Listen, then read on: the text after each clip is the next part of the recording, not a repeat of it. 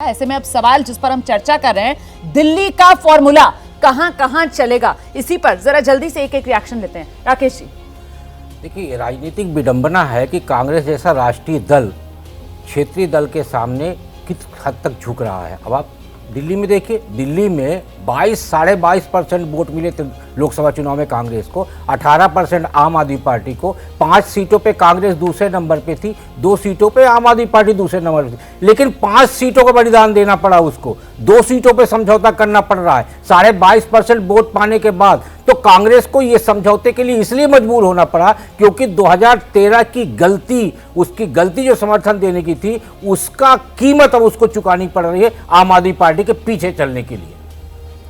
Professor साहब, तो रोमानी जी, आपका प्रश्न बड़ा अच्छा है। दिल्ली का फार्मूला, ये कौन सा फार्मूला है, मैं ये जानना चाहता हूँ कि मतलब अमूमन ये माना जाता है कि फार्मूला का प्रयोग होता है सफलता के लिए।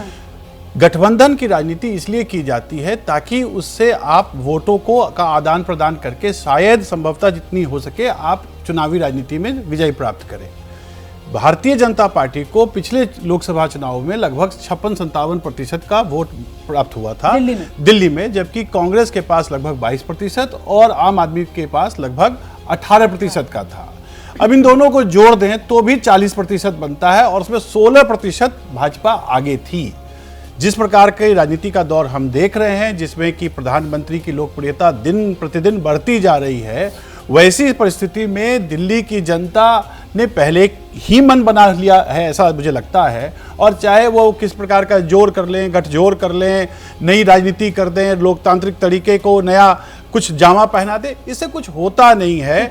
मुझे तो नहीं लगता कि ये दिल्ली का कोई फार्मूला है, क्योंकि फार्मूला तो तब होता है जब उसमें उसका कोई प्रतिफल निकले। ऐसा कौन सा फार्मूला है जिसका कोई प्रतिफल ही नहीं? फिलहाल जो हम ये सवाल लेकर आए ना, दिल्ली का फॉर्मूला, इसका जो प्रतिफल है वो सीट शेयरिंग को लेकर है। और दिल्ली का फॉर्मूला हम इसलिए कह रहे हैं कि इंडिया गठबंधन में अभी तक जो सीट शेयरिंग को लेकर बात नहीं बन पा रही थी, वो बात आगे बढ़ती हुई नजर आ रही है। आप एक कदम और आगे बढ़ गए, उस पर दोबारा आएंगे, लेकिन ये दिल्ली, एक मिनट आ रही हूं सर, दिल्ली का फॉर्मूला कम से कम वो इंडिया गठबंधन, खासतौर से नीतीश कुमार के चले जाने के बाद तो माना जा रहा था कि इंडिया गठबंधन खत्म, अब उस पर दोबारा से जान आती हुई तो नजर आ रही है। वो जो परसेप्शन था कि भाई कोलैप्स हो गया, उस कोलैप्स का जो परसेप्शन था कि भाई इंडिया गठबंधन बचा ही नहीं है, उसको एक इमेज को इंप्रूव करने में ये मदद कर रहा है कि किस तरह से अब इंडिया गठबंधन ने यहाँ भी किया है, उत्तर प्रदेश में भी समाजवादी पार्टी और कांग्रेस ने किया है, और वो एक स्टेप कह सकते हैं। उसका मतलब ये नहीं कि 100% रिजल्ट में बदल जाएगा, लेकिन हिंदुस्तान की राजनीति में ये जो अभी तक हो रहा था कि इंडिया गठबंधन कुछ है ही नहीं, कोई अलायंस नाम की कोई चीज़ नहीं, सब अलग अलग हो रहे हैं, छोड़ के जा रहे हैं, नीतीश जी चले गए, जैन जी चले गए, और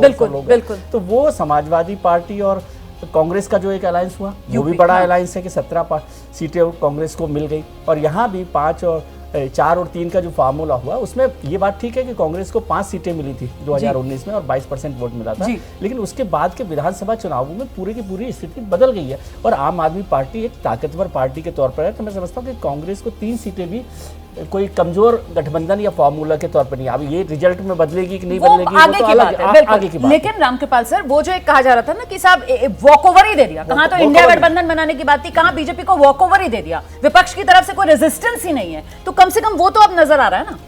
रोमाना जी, आप ये देखिए, जून में जब पहली बैठक हुई थी तो क्या था कि देश में 400 सीटों पर बीजेपी के खिलाफ एक कैंडिडेट खड़ा करें।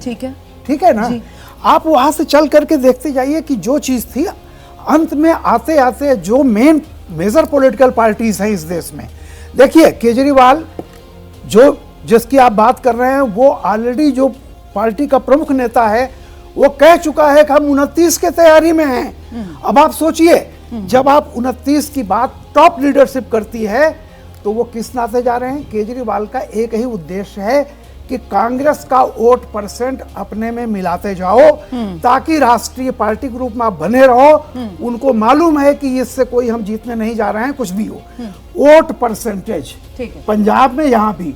और ये देख लीजिए, पर सर जहां से आपने बात शुरू की थी, एक बार जल्दी से राकेश शुक्ला जी को भी लेकर आते हैं। राकेश शुक्ला जी, ठीक है, 400 सीटों पर एक उम्मीदवार, विपक्ष का एक संयुक्त उम्मीदवार उतारेंगे, वो होता हुआ नजर नहीं आ रहा है। लेकिन अब जिस तरीके से आम आदमी पार्टी के साथ हरियाणा को लेकर, दिल्ली को लेकर, गुजरात से लेकर गोवा और असम तक, वहीं दूसरी तरफ उत्तर प्रदेश में अखिलेश यादव के साथ, तो कम से कम बिहार में 400 हो नहीं, बिहार में हो जाएगा गठबंधन, महाराष्ट्र में भी संभावना है गठबंधन हो जाएगा, तो 400 नहीं 200 सीटें तो ऐसी होंगी ना जहां पर संयुक्त उम्मीदवार उतार लिया जाएगा। मेरा मानना है कि इंडिया गठबंधन में फेस सेविंग हो रही है ओके। और अभी ये भविष्यवाणी होगी कि बहुत तेजी से इनका गठबंधन आगे बढ़ रहा है, क्योंकि आप महाराष्ट्र की अभी बात की, महाराष्ट्र में उद्धव ठाकरे जी उतारू हैं एनडीए गठबंधन की तरफ जाने के लिए, इसलिए वो अड़े हुए हैं अपनी उस सीटों को लेने के लिए जो 2019 में भारतीय जनता पार्टी के साथ गठबंधन में उनको मिली हुई 18 मांग रहे हैं वो तो? हाँ, बिल्कुल। तो ऐसी स्थितियों में मुझे नहीं लगता कि एनसीपी कांग्रेस ये मिल के उनको 18 सीट देगी। ठीक है। तो महाराष्ट्र में आप तो कह रहे हैं महाराष्ट्र गाड़ी में अटक जाएगी। मुझे लगता है कि उद्धव ठाकरे जी के लिए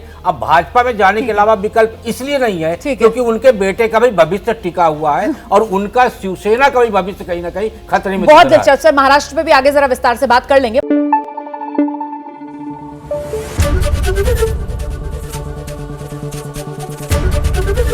एबीपी न्यूज आपको रखे आगे।